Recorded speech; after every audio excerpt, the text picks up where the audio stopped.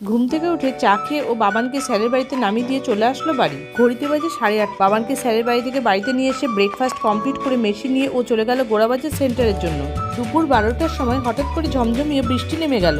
বৃষ্টির জোর বেশ ভালোই ছিল। কিছুক্ষণ পরে বৃষ্টি কমার পর দেখতে পেলাম আমাদের বাড়ির পেছনের রাস্তাটা পুরো বন্যা হয়ে গিয়েছে। এরই মধ্যে অল্প বৃষ্টিতে শুনতে পেলাম বাজনার আওয়াজ।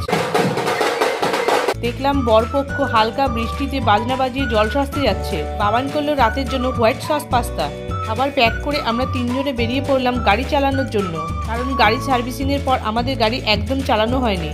কিন্তু এত পরিষ্কার গাড়ি বের করে পলসন্যার রাস্তার দিকে এগোতেই পড়লাম বৃষ্টিতে।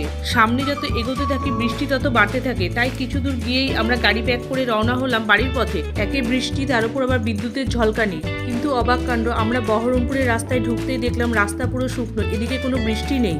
আজকের ভিডিও এখানেই শেষ করছি। ভিডিও যদি ভালো লাগে লাইক আর সাবস্ক্রাইব করে পাশে থেকো।